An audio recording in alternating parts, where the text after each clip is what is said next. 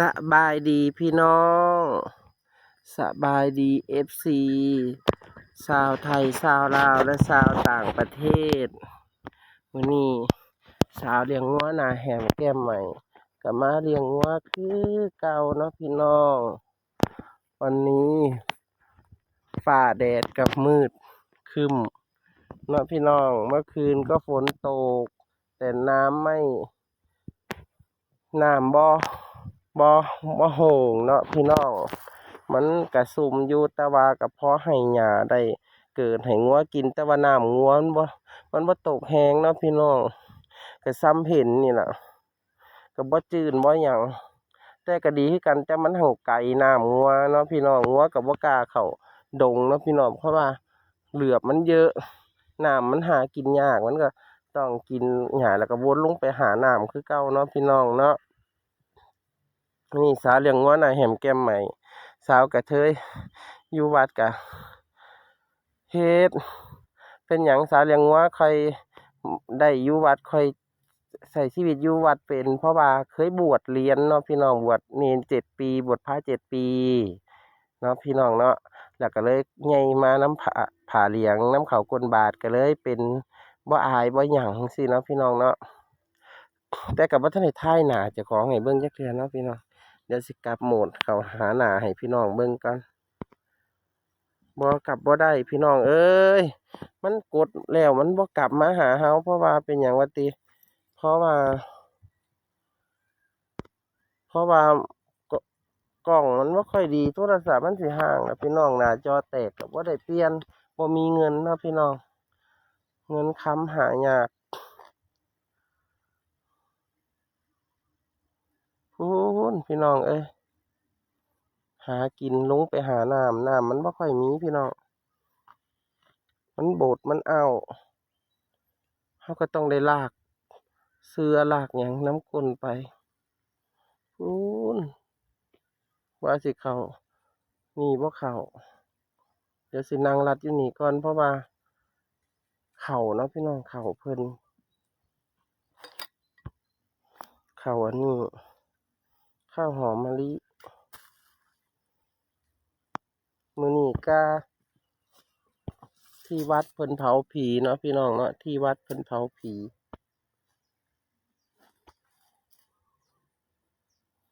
แสงมันจ้า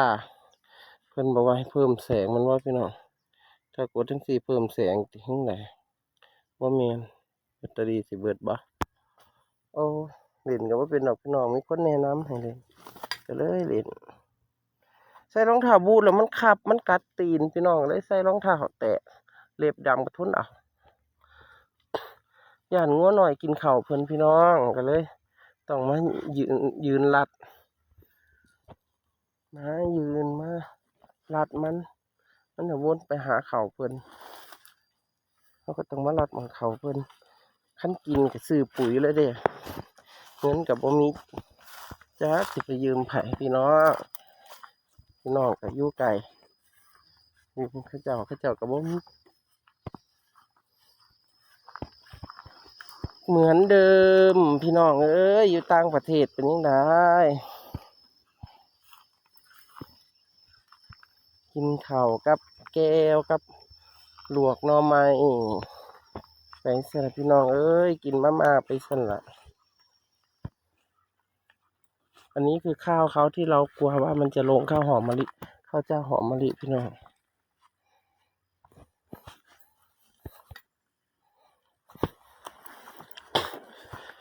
นี่สุดท้ายเบิ้งถ้ามีน้ำแจ่วเลยเด้น้ำเขื่อนลำปาวเพิ่นก็บ่ทันได้ปล่อยมาใส่หม้องของใส่ไก่พี่น้องนี่ไงข้าวหอมมะลิถ้าลงกินก็ซื้อปุ๋ยให้เพิ่นเลยเราก็ต้องมาลัดงัวพี่น้องเดิมเหมือนเดิมเลี้ยงวัวเนาะพี่น้องเนาะนี่หูแง่สิพาเบิ่งหูแง่ใหญ่หูแง่แม่เด้อถ้าหูจังสี่หูแง่แม่เป็นหยังเคยว่าหูแง่แม่มันบ่ใหญ่บ่เปแม่แง่แม่ไข่เด้อพี่น้องแง่แม่ไข่ งูแง่หลายหลายแต่เขากับพ่อกล้าเฮ็ดเฮียนเพิ่นถ้าเป็นเด็กน้อยมักก้นเด้อพี่น้องมักกินขัวแง่ขัวกระปอมเห็นหางนกก็ขึ้นเอา แต่ว่าเดี๋ยวนี้เห็นบ่ได้เพราะเฮาบ่มีบ้านมีซองพ่อแม่ก็เพิ่นก็หนีจากเฮาไปบ้านเก่าเพิ่นเบิดแล้ว ไปขาดทานแล้วเฮาก็อยู่คนเดียวครอบครัวก็บ่มีแถมบ่มีบ้านมีซองเฮาก็สั่นล่ะพี่น้องนี่เด้อพี่น้องสาวเลี้ยงวัวหน้าแหมแก้มใหม่สาวประเภท2หรือสาวกระเทยบ้านๆเนาะพี่น้องเนาะบางผู้งามดอกสิแอนกล้องออกมาให้เบิ่งนี่เป็นคนหน้าตาจังซี่เนาะพี่น้องเนาะสบายดี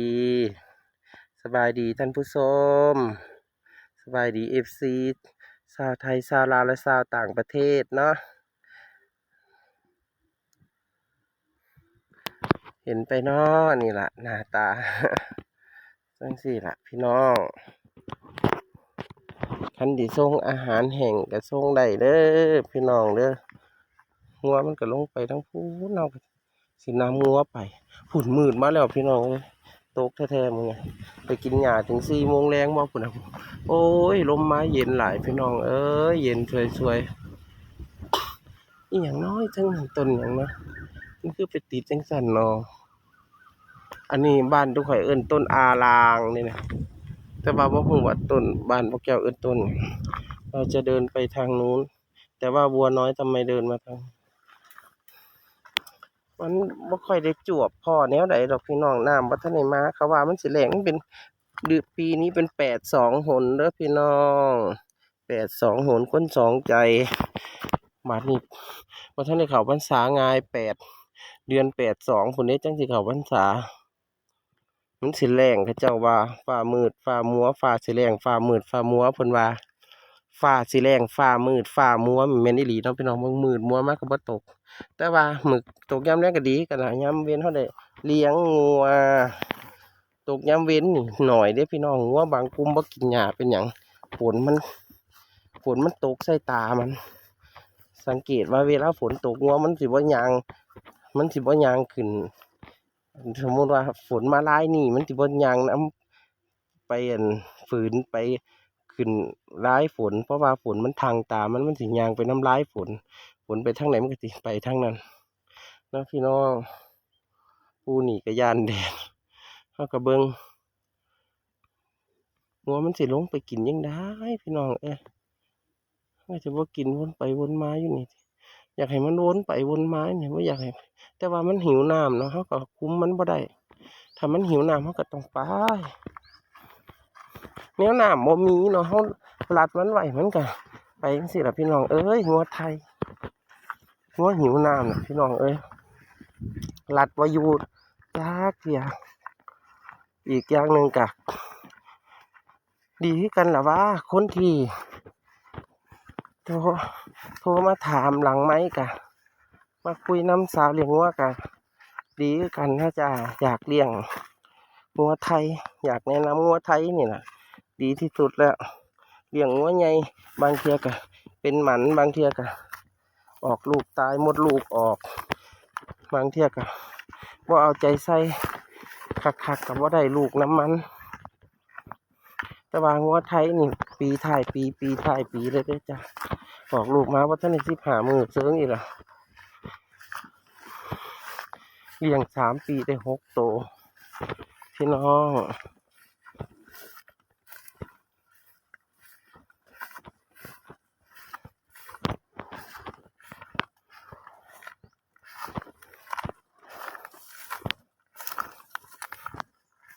หญ้าก็หลายพี่น้องเบิ่งแต่มันหัวกินน้ำมันอยู่ไกลอยากให้ตกมาจนว่าน้ำหูกินย่างดีเลยเพราะมันได้กินน้ำแล้วอยู่คุณอากาศย่างดีเลยพี่น้องขั้นเป็นคุ้ยนี่กินหญ้าย่างเลยแต่ว่าคุ้ยขาดน้ำอะไรที่เก่าแต่ถึงว่ามีแดดกันวันนี้ไม่มีแดดแต่มันก็อ้าวคุณพี่น้องมันลงไปหาน้ำเนี่ยหัวมันลงไปหาน้ำมันมักหญ้าเหี่ยนมันบ่มักหญ้าสานมันบ่มักหญ้ายาว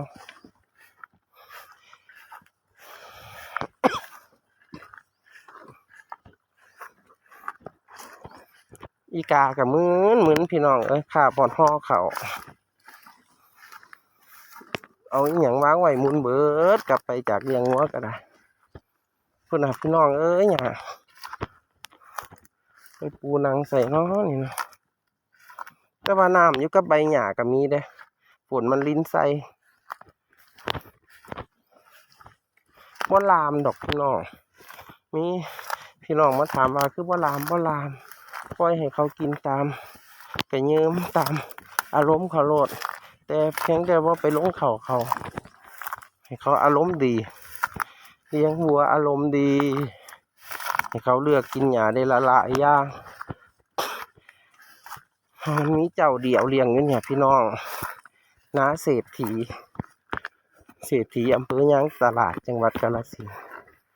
เศรษฐีที่ดินซื้อที่ไว้หลายหม้องบ่เฮ็ดนาบ่ให้คนเศร้าให้เศร้าเขาก็เก็บแพงแม่เพิ่นก็ตายแล้วเหลือแต่เมียเพิ่นก็ตายแล้วเหลือแต่ผัวกับลูกเฮาสิไปปูใส่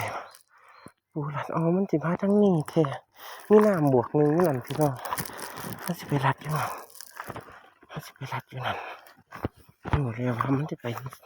จังได๋บ่เข้าตรงดอกคันเข้าเลยมันบ่มีน้ำกินมันเอาน้ำทั้งบ่มีน้ำกินทั้งเอาน้ำพี่น้องอบอ้าวอยู่นี่มีหมาจอกนำเด้อพี่น้องมีหอนหูบางแรงสาวเลี้ยงงัวมาเลี้ยงอยู่นี่ให้มันพาลูกแล่นเล่นหมาจอกนี่ขี่สีขาวเด้อพี่น้องแต่ถ้าหมาไทยนี่ขี่เป็นสีดำพอออกมาเป็นสีดำสีมนสีแดงพอแห้งแล้วจังเป็นสีขาวเด้ขี่หมาไทยบ้านเฮาแต่ถ้าขี่หมาจอกนี่ขาวตั้งแต่พี่เด้พี่น้องขาวไปตั้งแต่ออกจากท้องพี่เด้มาถึกแดดขาวเลยนี่คือขี่หมาจอกนะพี่น้องว่ามันจะกินแล้วมันสิมันเคยมากินที่นี่มันอวยมาทั้งนี้พี่จิบว่าขึ้นไปทั้งนี้ไปรัดมันทั้งทีก่อนพี่น้องก็บ่มีอีหยังให้พี่น้องเบิ่งนี่ตั้งแต่เราเลี้ยงงัวนี่ล่ะพี่น้องเอ้ย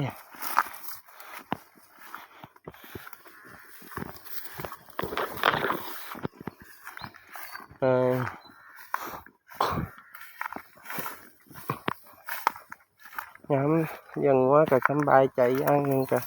ได้ออกมาอยู่กับงัวกับควายเนาะพี่น้อง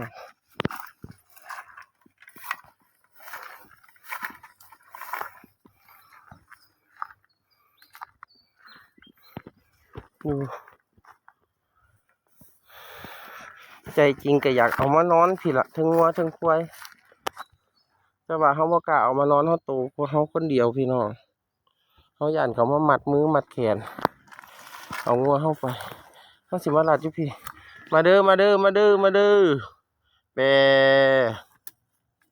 นั่นไปทางใดนี่เป็นหลายเด้พี่น้องแต่นั่นเขาเจ้าไถนาเลยแดง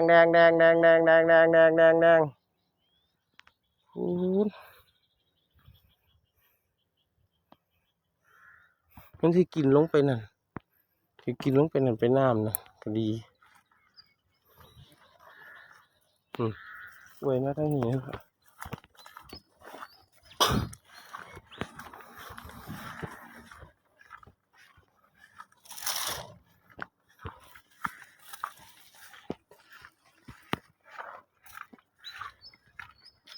มันติดหลัดมาทั้งนี้พี่น้อง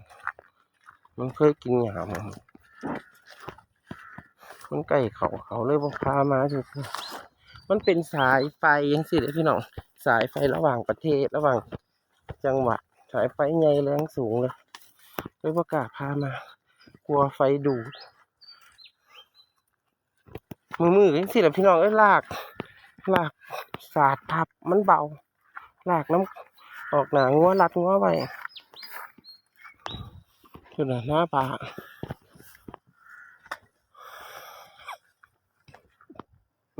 ปุ่นเขาเพิ่งจะเกิดแต่ว่างัวเฮามันเคยมาที่นี่ก็ว่าเป็นอย่างดอกซีเนาะ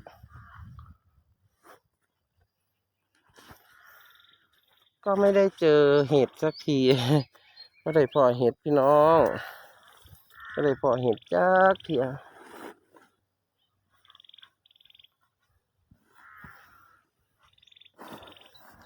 อึ๊บ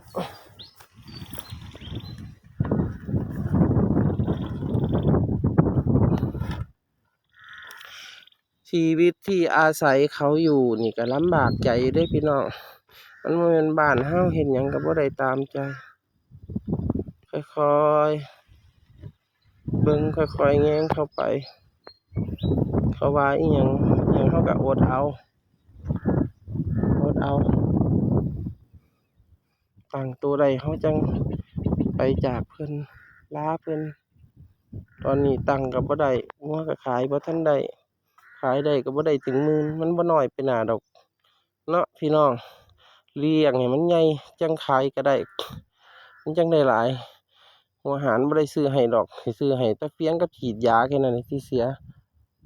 กับค่าผสมมันตั้งแต่มันเกิดใหม่ๆพุ่นพี่น้องเอ้ยมันยามข่อยเอาถุงกันอันนั้นมาก็บ่มือมาจั่งซี้เด้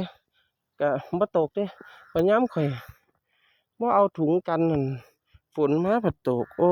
ว่าสิตกข่อยก็งึดฝนอยู่บ่มีคำสิเว้าแต่ว่าแม่นอีหยังวาดบ่ได้คือใจเฮาจักอย่างพี่น้องเอ้ยคลิปนี้ได้15นาทีแล้วพี่น้อง16นาทีแล้วหลายคักเอาคลิปนี้ก็ขอฝากไว้ไปเพียงเท่านี้เนาะพี่น้องเนาะนั่งถางงัวทั้งพี่ก่อนคนเดียวนี่แหละพี่น้องอยู่คนเดียวก่อนก็เอาหมวกมาวีแต่ว่ามีหยังกินว่ามีหยังดอกพี่น้องมีแต่น้ำขาดน้ำบ่ได้คลิปนี้ก็ขอจบเพียงเท่านี้เด้อพี่น้องเด้อถ้ามีโอกาสก็สิถ่ายอีกมื้อนี้สบายดี